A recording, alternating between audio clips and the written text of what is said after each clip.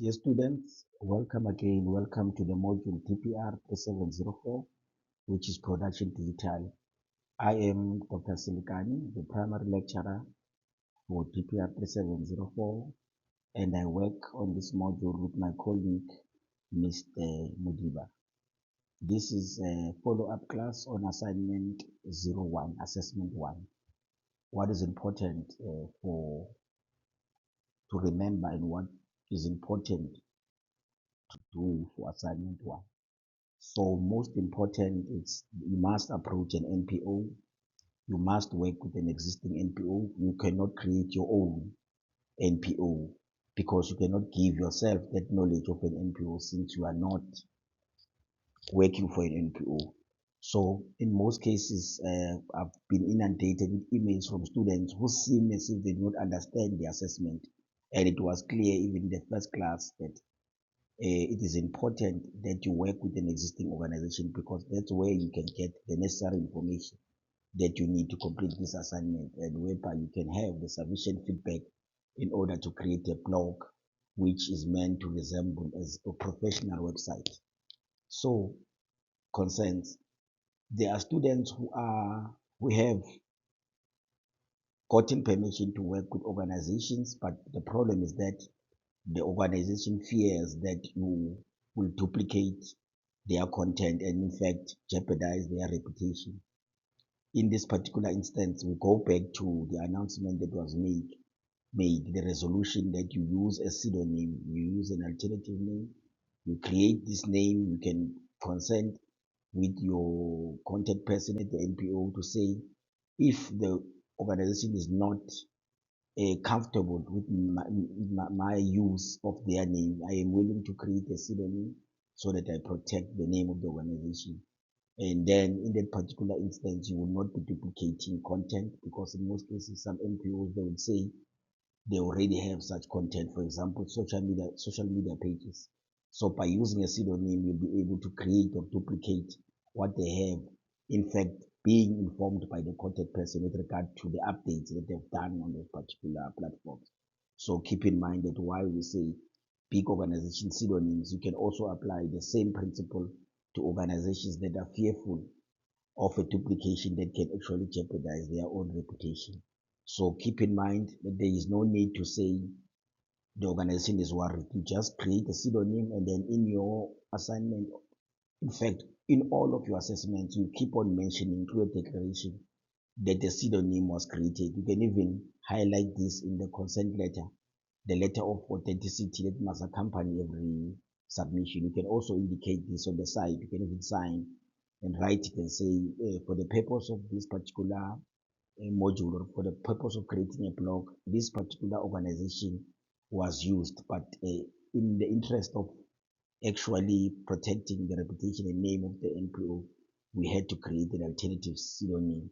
You can have your contact person endorse this, but please put up this proposal to them that you are willing to use a pseudonym or an alternative name. It will make them feel comfortable with assisting you to work to do the work on the blog. So make sure that you speak to them, that you address this issue because they will be concerned about their particular reputation, but you can put them at ease by highlighting the issue of using a pseudonym or an alternative name. So again, going back to the letter of authenticity, it must be part of all assessments submissions. This is the proof of relations and the learning from industry that is required as a prerequisite in this particular module. So this is the primary purpose of the module is for you to work with industry. So the letter is there to prove that you went out and looked for someone who can inform you about the happenings of a non-profit organization. So no letter of authenticity will yield in a zero. I'm making it explicit even now. No letter, it's a zero. It means you didn't go out. It means you didn't approach any organization. So the letter must accompany all assessments. Let's all remember that. And then with regard to repeating students, you need to update the information on your blogs. Even if the choice is to use your old blog from last semester, you need to update the work. You need to update the work. You need to find the letter of authenticity which was not required last semester. It must accompany the work. You must go back to your contact person and give them insight with regard to you still that you're on the issue that you are still finalizing the blog, that you are not done, and you are asking them to actually give you a consent letter, and they must also give you updated information on what the organization is doing at this stage, so that your blog is new. You are registered for this semester. You must do the work. You must submit all assessments, and all assessments must be updated. So keep in mind the letter of authenticity. Every student who's registered for the semester must produce that particular letter, regardless of whether you are repeating. The requirements have changed. It is important that we are able to contact that organ NPO, that we are able to ascertain that you did really work with the non-profit organization, because it's part of the learning, it's part of the assessment, and we are not going to have a case whereby students are creating fictitious blogs. So we need that letter, so that quickly before we mark, we just call that contact person and find out whether everything was in order with regard to your interaction with them. So please be aware that we are trying as much as possible to put a lot of integrity in this particular module, and to ensure that we are doing quality work, that you are also doing quality work with regard to what is required. Okay, with regard to creating all social media pages, regardless of of an existing virtual presence, it means they are, as I'm going back again to the issue of using alternative names. These big organizations, even if they are not big, but they are, in fact, they do have social media pages that are created already. That's why I say you create everything anew. You go and use a pseudonym and you create the content. There is no way that you can say you're just going to share links of content that was not created by you, but created by the organization. Yes, you can use an existing organization, but you create a pseudonym and then you create everything that is required by all the assessments in this module. Again, going back to assignment one, we've had cases whereby students in their blog will only reflect a telephone number as a contact details, and whereby the assessment states clearly that almost everything is needed in that particular, with regard to a particular question. In most cases, even the social media handles are embedded on the address section below the postal code. So you'll have your physical address, you'll have your phone number, you'll have your email addresses, of email address of the organization, maybe the person in charge, email address of your contact person, and then you'll have the social media handles, your YouTube handle, your Facebook handle, your Instagram handle, and of course your X handle. So in most cases, we've had students who just submit the phone number. This time around, what will happen is that we'll just give you a zero, because the assessment states clearly that the physical address must also be included.